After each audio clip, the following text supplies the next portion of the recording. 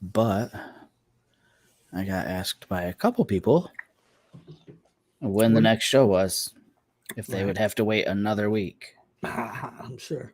So here we are. Here we are with my Powerade Zero. Yeah.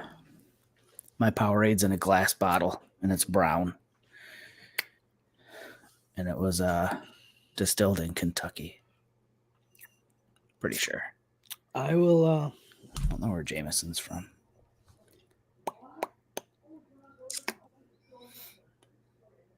Oh.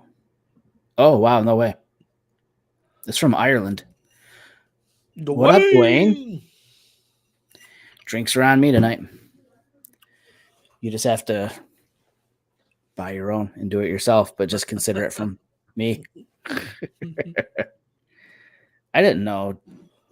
Why did I not know Jameson was from Ireland? Because I don't know. It says Irish. I mean, it's whiskey. Irish whiskey, but I mean, it's from Mexico. That doesn't mean anything, right? I watched a video where this dude runs around to all these big box stores and looks at American flags, and they're all made in China. There should be a law about that. Right. You know, yo, Jared's in here tonight. Where's he at? Is he upstairs in your living room waiting for you to get done with the show? No, he'll be back here though. We split up on the way back. Yeah. Man. No, so you're shooting. You're not even shooting tonight, right? You're just chilling, hanging out? Yeah, I'm just hanging out tonight. Nice. So for those you got to get that break every now and then. It ain't always about carrying fucking cameras around, man. Right. Yeah. I'm done with that. Yeah, I know. You haven't shot anything in like months. How done with it are you? I shoot some stuff. I mean, yeah, I don't have much room to talk. I don't shoot. I just do. Like I've shot in the past 7-8 years. That's all I've done. I've done nothing else. Yeah. You know what I mean? I got to do some other shit, man. Yeah. Now you're old and you golf and you drink. Hell yeah. I was golfing a long time ago though, but I quit doing that because I was taking pictures all the time. Yeah. Yep. Yeah. I guess golf while the golfing's good. What up, Rick? Mr. Kefchin is observing the spectacle tonight. I don't know how long this show will be. Jerry's got a hot date with 5,000 people in Muskegon for, what is it called? Bike night? Bike nights? Bike time, Rebel Road, whatever you call it. Bike time. Like Adventure Time, but with bikes. Right. Yepper. So, yeah, tonight's show will probably be a little short and sweet. I'm already on round 2, so I don't know how much more I've got in me tonight, but I'm already drunk, so yeah. Yeah, we didn't let people see us get to where we're at. We just brought them to the destination already. I got out of work because I did 14 hours yesterday, so I got out at noon today, and I've been drinking since like 2 o'clock. Dwayne wants to know if you got your Super 72 or no, I didn't get it yet, man. Probably maybe in the spring, man. Yeah. Get through the winter first. Yeah. You should buy one in the winter. It'll probably be March, April. Maybe, I don't know. I'm gonna buy another motorcycle. I'm gonna buy a bagger. Really? Yeah. So I got to pay this one off, and I'm gonna buy another one. There you go. What are you gonna do with the little one? I'm gonna keep him. Yeah. Yep. You're gonna take like a big road trip on them ever? Possibly, yeah. We're talking about going to Ohio to Toledo. Go see my uncle. Nice. Next month. Yep. It'd be a good first longish ride for you. I mean, shit, we put hours on those things already, dude. I mean, yeah, it's different to put hours on it all in one stretch versus hour here, hour there. I mean, me and Jared rode one day, maybe 10 hours. Yeah. We didn't do much stopping. Yeah. Where'd you go? That took 10 hours of driving. We went to Silver Lake, and then we went east, and then we went to Holland, and then we came back up to Grand Haven, and then back to Muskegon, and then back to Grand Haven, and Yeah. Ooh, it's 8. Do I do it? Do it. Do I make that video thing happen? Do it. Do it. All right. It's not doing anything.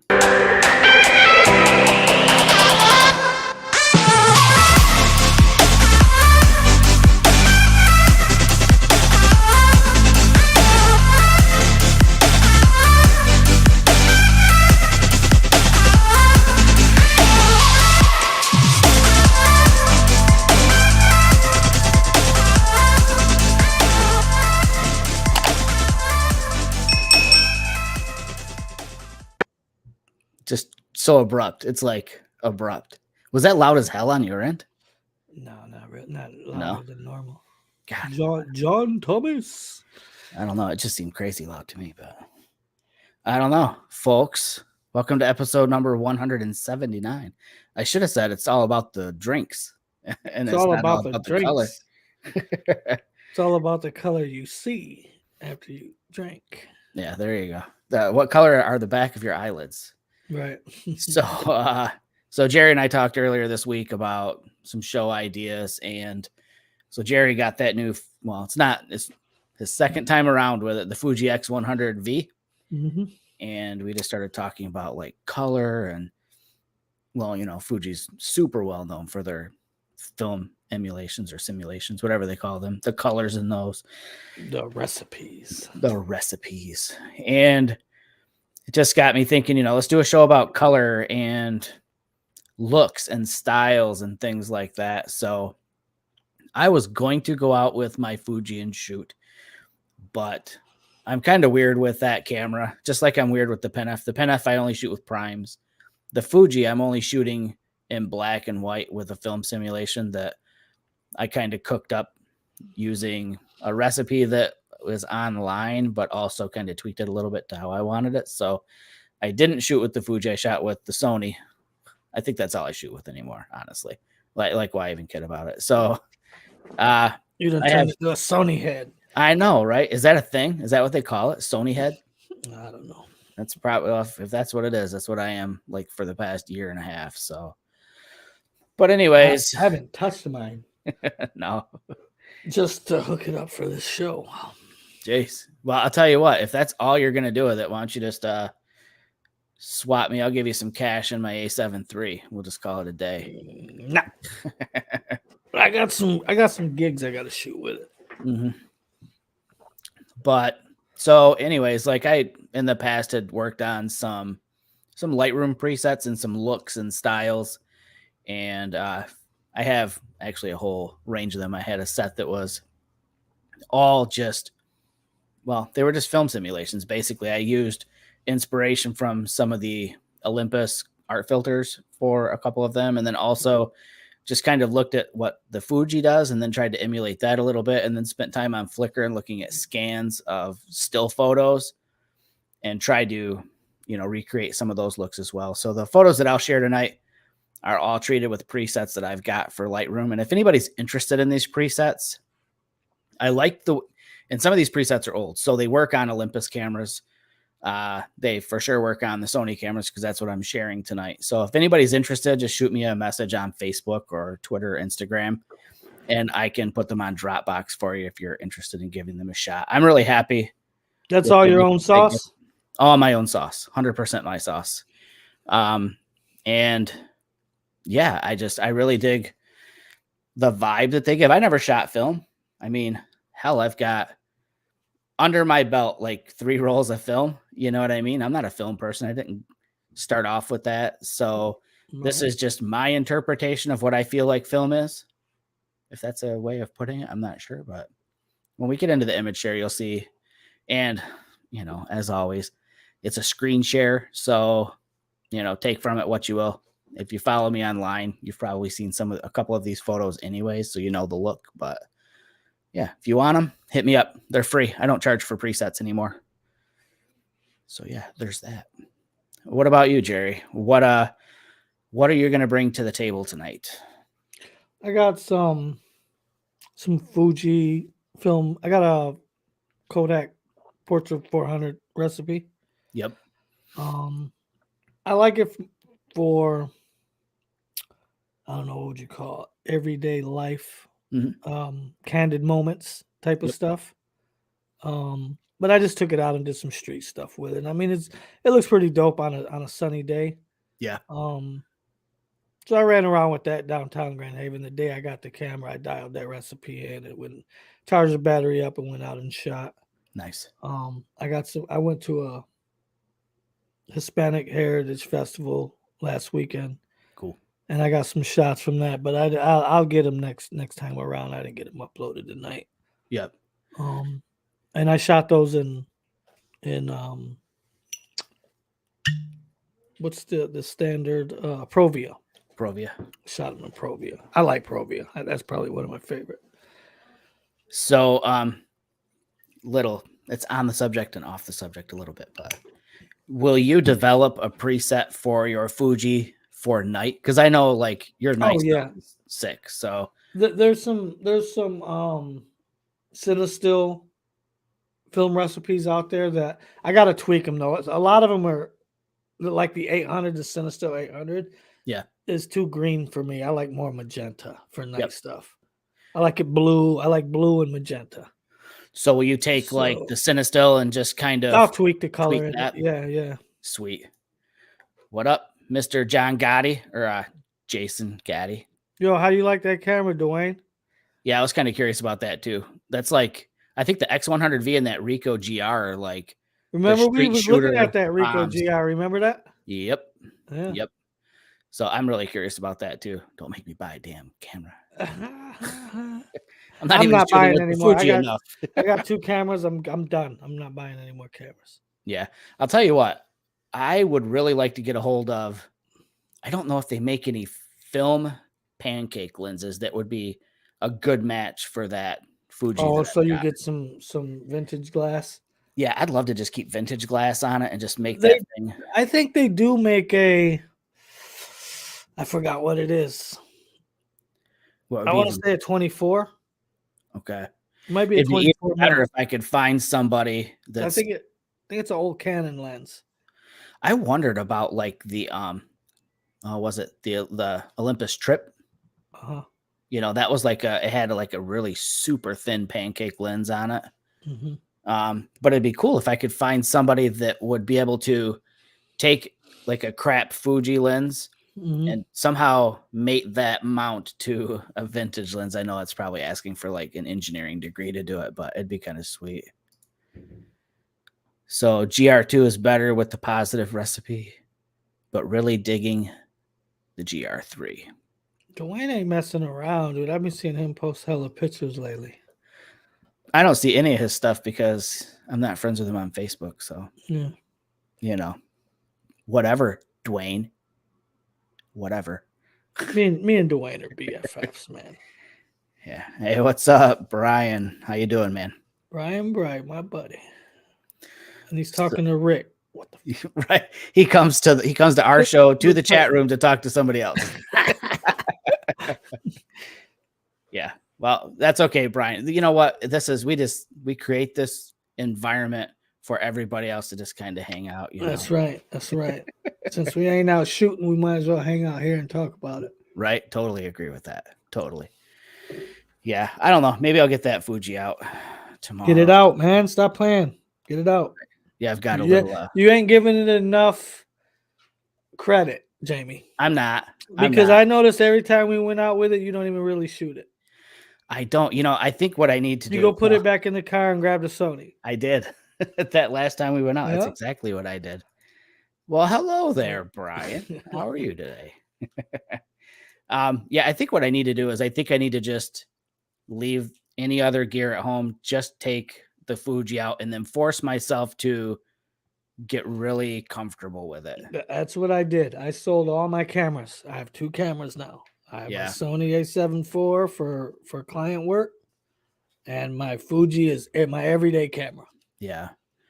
Yeah, I feel like my stumbling blocks with the Fuji that I have, and mine's old. Mine's the XE3. So that's what's that, the X-Trans 3 processor probably? I couldn't tell you. I honestly don't follow Fuji tech. I just know that camera's probably 5 years old for sure. Yeah, but it's not that far behind though. I think it's only one processor behind. But I think the things that hold me up are how it meters a scene.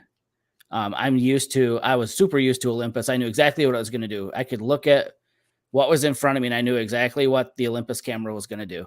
And now I'm that way with the Sony. But but with the Fuji, I don't know what in the hell it's going to do because I haven't, done that. I haven't spent the time with it. Just look me up on Facebook, Jamie A. McDonald, MAC, not Mick, like the farmer, not the fast food.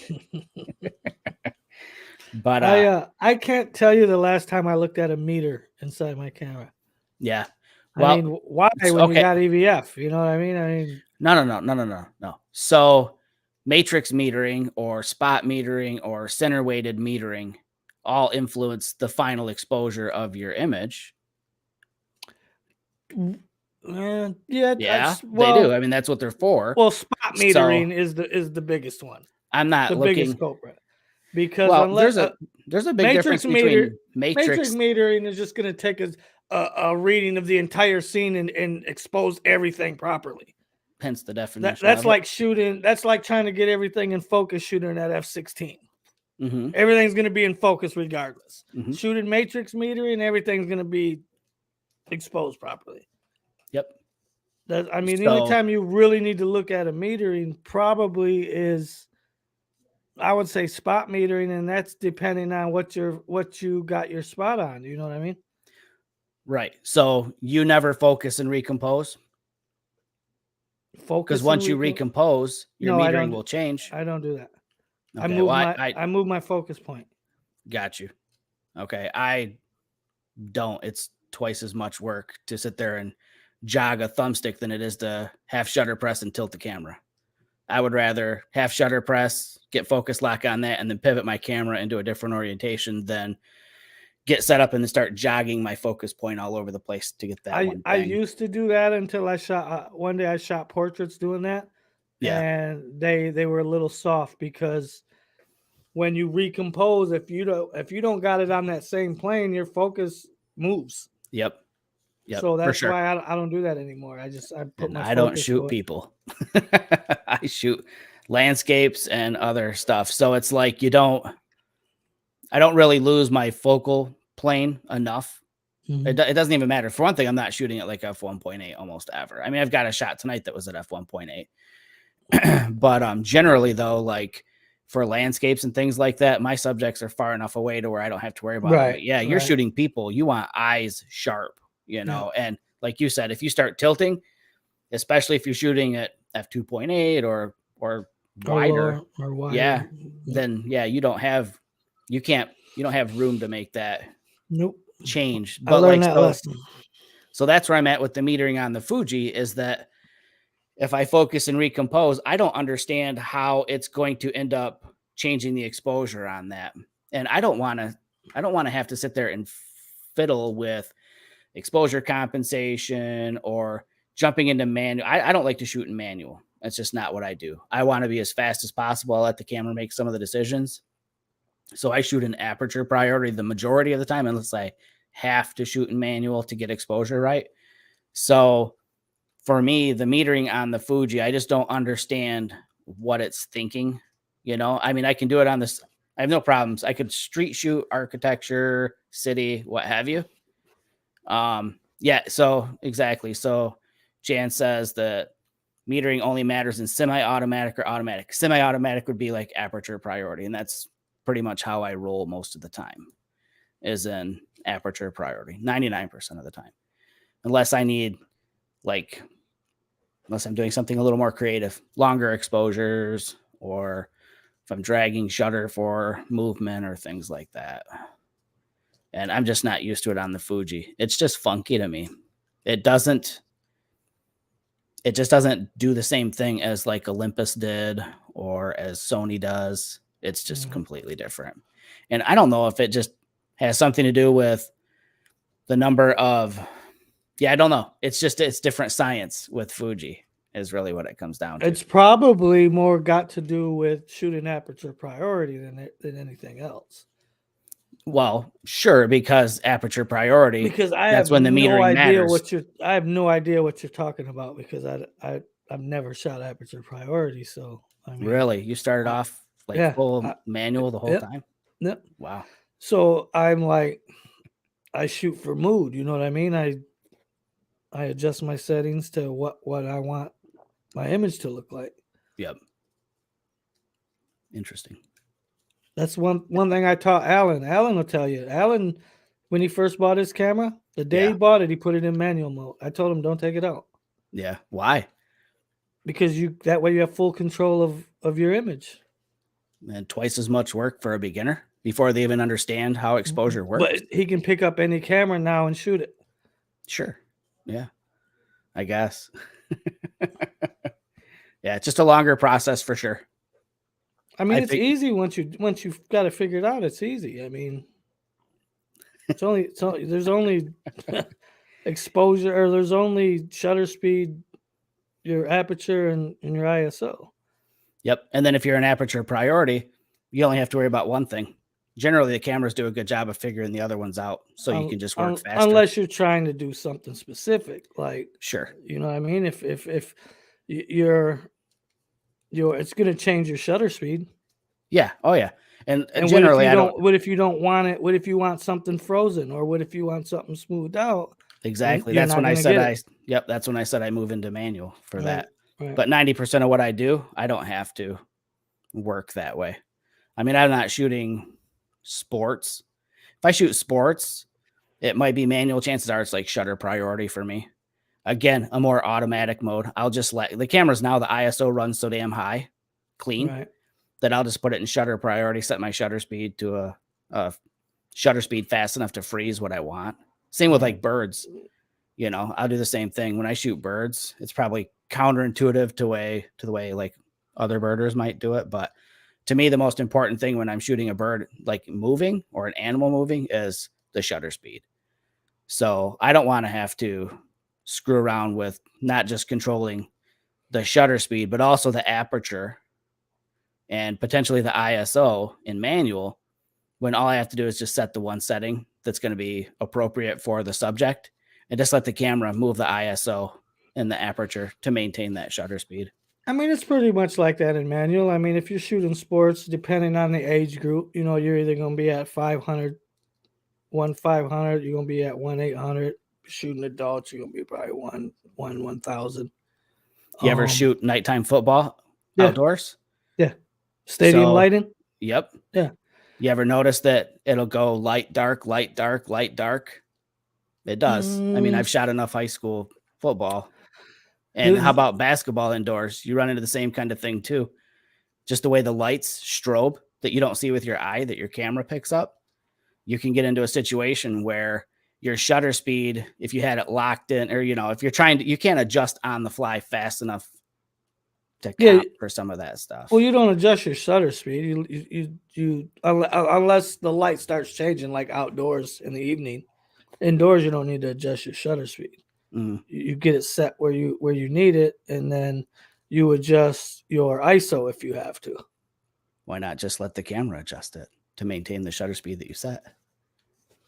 I don't know.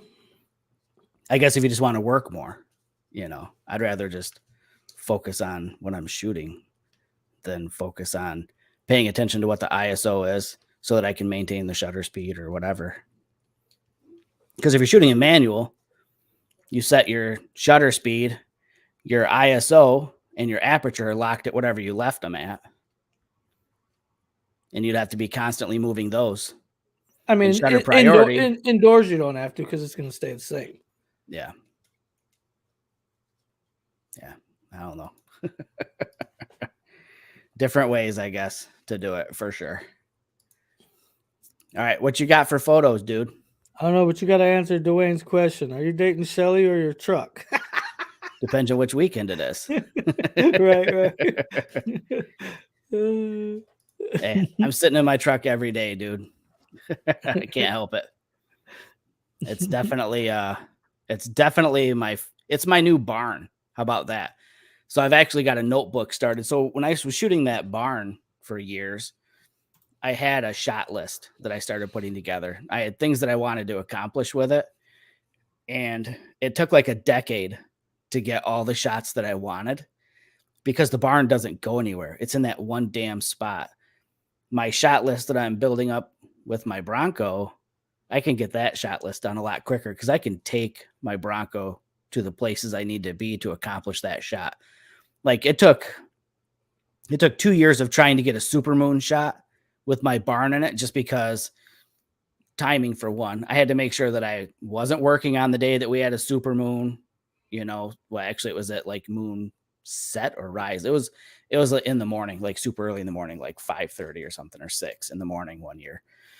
So those shots were just harder. The Aurora, I've got a shot with the Aurora at my barn, things like that. I had to just wait, or storm, lightning. I had to hope that something would come towards the barn. With the Bronco, completely different because I can just take it to where I want. So yeah, it's my new barn. That doesn't answer your question about dating. That's just weird. I don't date my cars, but I do love it a lot. So there, I answered his question. So Steve said he shoots manual with auto ISO. That's definitely one less thing to have to worry about for sure. I do have that set up on my Fuji. I got a limit set on my Fuji. It maxes out at 6400. Yep. I don't always use it. If I'm shooting family stuff, you know what I mean? I'll set auto ISO. Yeah. If I'm doing street shit or landscape stuff, I'm gonna use manual. But for family stuff or birthday parties, stuff like that, I'm gonna. How do you find the Fuji is in higher ISOs? JPEGs look good. I haven't even. I've only got it set up now to shoot JPEGs. So I mean, the Fuji JPEGs look good. Yep. I think they're super comparable with them Pen F JPEGs. Yeah. I know Olympus sets a high bar with JPEGs. Yeah, so to say that says a lot about the JPEGs. Them Pen F JPEGs look really good. Yeah. I think the Fujis might look a little bit better only because you're using film recipes and it just gives it a total different look to it. Yeah. But how cool I'll find out when I take it out at night and do some night stuff with it. Yeah. Well, your night stuff, you weren't pushing high ISOs anyways, were you? No. Most of the time it seemed like you exposed for the highlights and just let the dark go dark. Yep. Yeah. But I guess indoor shots, I'll be curious to see how those look. I've never really looked into what their sensors do. I mean, I know that they have a different sensor technology, that X-Trans, so I didn't know if it handled high ISO. Yeah, it's better, supposed to. worse, it's same. supposed to. It's supposed to. The JPEG are supposed to look really good coming off the newer processor. Yeah. Cool. Can you see this? Yep. Boom. All right, this is Grand Haven. This is Fuji X100V with Kodak Portra 400 film recipe. Yep. And I overexposed it just a little bit just to make it look like, gives it a summertime look. Yeah, for sure. It makes it bright and happy, and you can hear the birds singing. But that's I forgot what hill this is in Grand Haven, but you can see the channel back there. And it's right around the corner from the lighthouse. Yep. Downtown. I love the color in this one. It's ridiculous. Yeah, this building's so cool, man. That old teal tile that they got in this old building. Same thing here. I overexposed just a little bit. And I believe I do not have my Pro Mist filter on this yet. You have one of those? Yeah, I got one. Yeah, I've always had that thing. Nice. I had it when I bought it actually when I got the Pen F, and I was rocking it on the Pen F for a while, and then I had it on the Fuji the first time. It's funny how popular that those black mist filters have become. Oh yeah. Everybody chases super sharp photos, and then a super popular thing is to throw that on there and completely soften it up. Yep. And this was a car downtown Grand Haven. I thought the hood ornament was pretty cool. For sure. I don't know if it's a goat or whatever the hell that is, but I just thought it looked pretty cool. This is the same thing, Portrait 400 film recipe. Darkwing Duck. Right. And then I thought this was great. They got their fucking air conditioner propped up with a couple 2x4s. I should have kicked that shit out from under there, but no. Oh, you should have had somebody do it so the person running stuck their head out the window and then got that photo. Right. No, I wouldn't do that. But I thought this was pretty dope. See that this is the street stuff I like. Yeah, I tell you what, this shot, you could not tell if this was from the 80s and done on film or if it was done yesterday. Right. And this is not even with the pro mist on there, like I was saying. I overexposed a little bit to give it that glare. Yep. And so now I got it. I needed a filter adapter. I couldn't figure out how the hell I got it on the first one, and then I remembered I bought that hood. Like a step-up ring or something? No, I bought a lens hood when I had the first one, and it came with the filter adapter. Oh, okay. So I was like, damn. So I thought I still had the adapters. I went through all my adapters. It wasn't there. Yep. So I had to order another one. So I got it on now. But so yeah, I just overexposed this one a little bit just to give it that glare and nice. Make it look a little vintage. Same thing here. I'm not a big fan of this picture, but I figured I'd show it anyway, just because it's got a lot going on in it. It looks like somebody's vacation photo from the 80s. It's in a photo album on paper, printed from film. Yep. No, that's fun. It's a lot of fun. Yeah, I've been enjoying it, man. I like walking around with that camera, man. No, that's cool for sure. It doesn't weigh anything, and I can just carry it. You know what I mean? I can walk around all day with that thing and be happy with it. So Jan says another Fuji / Olympus shooter. Right on. Yeah, Fuji's fun. I totally love what they do with their color profiles or their whatever you want to call it. Color science, film emulation, simulations. They're cool. I think that might have been, was that me? Dwayne, was that me and you talking about that Kodak Portrait 800? Was that me and you talking about that? I was talking to somebody the other day about that there's an 800 film recipe that looks really good, man. I wonder if, let me see where it's at.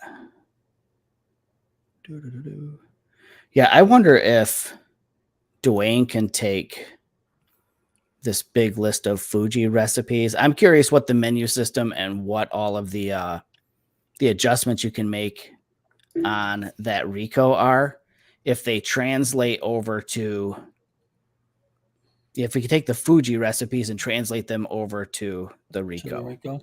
Yeah, I just wonder how much of it is the same. You know what I mean? I mean, the concept's the same because I've got that gigantic list from that Fuji website. That's just Dwayne's got what do you got, Dwayne? What's the one you got, Jamie? Which what? Your Fuji. Oh, the XE3. Yeah, I think Dwayne's got the XE4. Oh, I didn't. Okay. Well, yeah. I wonder if he's got that list. If not, I can get it to him. It's sweet. There's so many freaking recipes on that. It's insane. Right. Yeah, Dwayne's Fuji. He's been taking some pictures with that Fuji. I'm like, damn, so it was sweet, man. Nice. Yeah, it's if Dwayne wants it, I mean, I can send it to you since you guys are friends on Facebook. And you can give it to him. It's pretty cool though. I love that list though. It's badass. Oh yeah, I got one. Okay, so he's got it. Yeah, he's got the list. Cool. I found one for shooting fog, dude. It looks like Silent Hill. So see, I think Jan's with me on this. This is what I was talking about.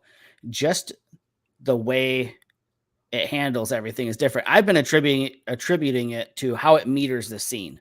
And maybe it's not even what it's metering so much as how it's processing it in the camera. I just haven't found, I'm so used to, again, the way Sony and Olympus files come out looking that I know for a fact, I could just set the Fuji to just bare bones, no simulations, nothing, and have it on center weighted metering, which is how I've always shot. And I could set my Olympus up and I could set the Sony up shoot the exact same scene, all at the exact same time, same focal length, same f-stop, all of that, the light is going to look completely different on the Fuji versus the Sony and the Olympus will be very similar. Well, for one, the Fuji's got a little bigger sensor. Okay, so it's okay. So if it's a bigger sensor, you're trying to say that it's going to be more dynamic range. The shadows are going to be lighter. Well, you're going to get more light. Sure, but the Sony's full frame, twice the size of the Olympus, they're close to each other in how they look. The Fuji is on another fucking planet. Oh, it's different. I mean, again, that's what the metering comes down to, is how the camera sees the scene and tries to interpret the light. Like they don't have a non-simulation, I don't know what the hell you would call it, mode on the camera. Everything's a simulation. You can still set everything to 0. Right, but what I'm saying is it has its own look already. Yeah, I mean, well, they all do. Olympus does too. I'm just telling you, it's how it gives you the final exposure, how it handles shadows and highlights. It's just different. You know, I don't know how to explain it. I guess I'll just do that. Tomorrow, I'll set all 3 cameras up on a tripod, all pointed at the same thing, and literally use 1, 2, and then my hidden third arm to push all 3 shutters at once and shoot the exact same scene. Same f-stop, same focal length. Well, yeah, but you can't do it that way though, because it's not apples to apples. They should still. Okay, if they're not apples to apples, why are the Olympus and the Sony so close? Like super close. Like I could probably shoot it and give you like not a full megapixel image so that you could tell by dimensions which one was Sony and Olympus. You're just talking about appearance. Yeah, well, isn't that all photos are, is appearance, how they look? Right. I mean, yeah. I'm just saying that's what I don't understand. I don't know what the Fuji's gonna do. I know what the Sony's gonna do. I know what the Olympus is gonna do. I feel like the Fuji is like, one time it's like this, the other time it's like this, the next time it's like this. Like I can't wrap my head around what I'm gonna end up with. And my viewfinder, the viewfinder on the XE3 sucks. It's not as good as it's an old. It's like a non-1080p view. So let me ask you a question. Like, when you first got an Olympus camera, did you feel like you didn't know what you were going to get? Yes. The same with your Sony? I mean, maybe you just haven't shot the Fuji enough to... No, I agree. I 100% agree with you on that. I know I need to for sure know my camera a lot better. And okay. I agree. I need to know it better, because then I'll know. It's always just going to give me something different than what I would get with my other 2 cameras. Right. I just have to learn to understand that that's what it's going to deliver. Because, like I said earlier, I've only shot manual, so you would think that I could pick up any camera, and I mean, I'm comfortable with shooting manual, but the Fuji, I feel like it's brand new and I'm still learning it. Sure, yeah, you know what I mean? Yep, I agree. Right. So and it's because buttons are awkward, and you know what I mean? It's weird. Jan says, do we do this chat every week, or how often? First time here. Jan, okay, first of all, Jan. Yeah. Normally we're every other week on Thursday night. So we should have done it last week. You did do it, didn't you? No, you did it the week before. I did it the week before by myself. Right. We have like crazy schedules lately. Jerry travels a lot for work. And we're supposed to be every other Thursday. Oops. At 8:00.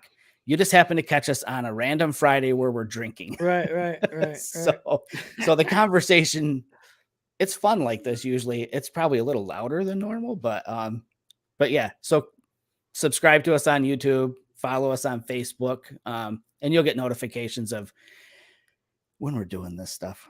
We're a little crazy tonight. So Dwayne says Fuji light is more like film. I agree. I think for me, it's just that I just don't know what to expect from it. And I agree with Jerry. And it's like what we said earlier, you know, I need to just put the other gear away and just shoot with that for a while until I get to know it, you know, but that might be some of it, you know what I mean? And even I think it's just going to be, I have to change my mindset when I have the Fuji, just knowing that it's never going to look at a given scene the way Sony and Olympus does, but use what it's giving me to my advantage, knowing how it works, I guess. Does that make sense?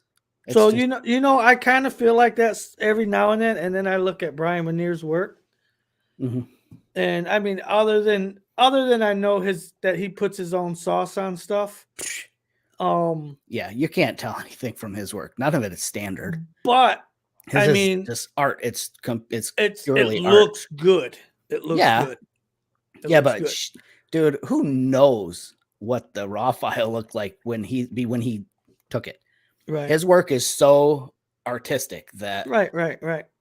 I can't even begin to guess. I would love to see his before and afters. I've probably seen some. We might have shared some on the show once, but he's not a good gauge of it. He's an artist. I mean, not saying he's not a photographer. I mean, I just mean that he's got such a distinct look. My point was, like, I think when people pick up Fujis, they think Brian Minier. He's a Fuji X ambassador. He lives here in Michigan. They pick up Fujis and they're like, these are street cameras. You don't see much landscape stuff coming out of any Fuji cameers. I agree. And Brian's an exceptional example of that. Exactly. And very much. And Brian, when I see a lot of his stuff, I'm like, these cameras can get it done. Doesn't James Lennon shoot? I think he shoots Fuji now. No, I think he was trying, and I think he's still shooting Sony. Oh, okay. Yeah, he could be. I don't know. I don't pay that much attention to what they're shooting. But yeah, so anyways, Brian Minier, Bryan Minear. He's a Fuji X ambassador, I guess. He does a lot of landscape stuff. Does very stunning work. It's cool. It's cool stuff. Yeah, I mean, it's cool. He puts his own. He's got his own look. Very much. I mean, if I could flick through my Instagram feed at 100 miles an hour, and I know his stuff when it zips by in a blur. But the whole point was that for those people questioning, can Fuji really get it done? Oh yeah, it can. It's up to the photographer at that point. Yeah. I mean, hell, most people know something like Hasselblad is like commercial work, high-end portraiture and stuff like that. There's that guy, I'm gonna butcher his name, Kawai Len. I think he's pretty sure he's a Hasselblad ambassador, or either that or he just shoots exclusively with their stuff. But he does a lot of landscape stuff that's just jaw-dropping. There's a woman, Sweet CO. She's, I think, another Hasselblad ambassador. She does a lot of architectural work and things like that. That's just stunning. So, I mean, those are outside of what you call the norm for those cameras, just like, Brian does outside the norm for Fuji. People just have that. They get pigeonholed into that stuff. I'm going to share photos before I get so drunk I can't talk about what the hell I've got. Oh, boy. Yeah. I'm not a professional drinker like Jerry, so it doesn't take much for me. Viltrox? Yes, it is, actually. Yeah, that's good call on that one. I like that. Thank you, sir. Okay, I don't even know what I was going to say about it. But so, yeah, I guess just going back to what we were talking about earlier about just I don't have the film experience. I just have developed these presets that I feel like they feel like film to me. Again, having no experience with film whatsoever. And I went out the other day with the Sony and my Minolta MD 50 millimeter f1.4 and was shooting things like this. And honestly, I love the 85 millimeter focal length at 1.8 for things like this. So I just went out, and it still wasn't even close to sunset yet, but I kind of wanted to get that evening feel. You can still tell that the sun's pretty high in the sky with this, but yeah, just one of my presets on that. And again, just wanted to give it like a filmish look, I guess you could say. And it's wide open on the Fuji. Or that's 1.8. Yeah, it's at 1.8. Yep, that's wide the open. Viltrox, right? Yeah, the Viltrox. And that's a killer lens for like $400. That's a dope lens. I thought about buying that. $400 autofocus lens, f1.8, 85. So I'm praying to God they come out with 135 millimeter 1.8 like Sony's, because that Sony 135 is ridiculous, but I don't have the budget for that. Right. Yeah. Okay, Dwayne, here we go, buddy.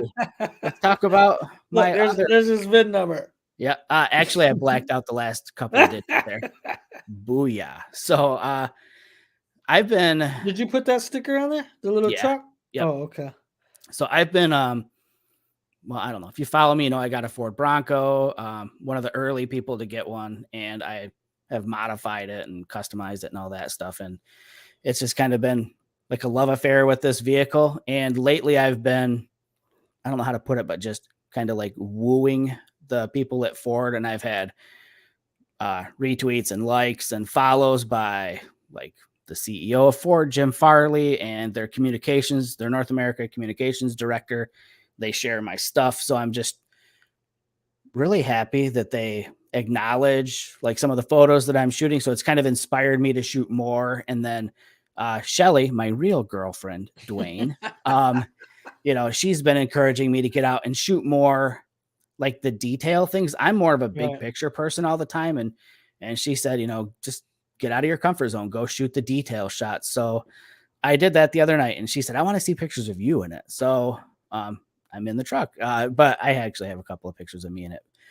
But I just wanted to go out and just kind of do that. Just wanted to get these little chunks of the vehicle, dust on the dash and all. So this is with the A7 III, and this is with the Tamron 17 to 28.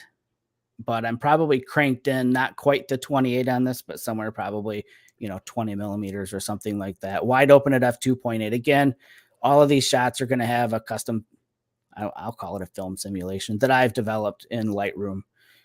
Excuse me. And again, just wanted to give it a unique look that I feel is kind of indicative of a film look. And the same with this one, just another one of my presets. It's funny because there's no defined point of focus for this. You know what I mean? It's not like I focused on the keyless entry pad or the contrast stitching on the seat or something. You know, I just basically shot down the side of the truck and just kind of gave this sort of like a peek inside the truck, just like the way that the light was kissing the side of the headrest there, and wanted to give you a glimpse of what's inside the truck without giving all the detail away of what's inside the truck. This is so far outside of what I normally do and what my comfort zone is. Whereas this would be more obvious, you know. So I've got a Badlands edition Bronco, and so I focused on the Badlands badge. Jerry, I did what you do. I was set up. I had the shot framed how I wanted it, and I used the joystick on the back of the camera. I couldn't focus and recompose because this is about like doing a person. You know, I had a narrow focal plane, so I did use the joystick to move my focus point back on that. And this, again, this is with the 28 to 75 on this one. So this is at 28 millimeters. I'm standing back a little ways.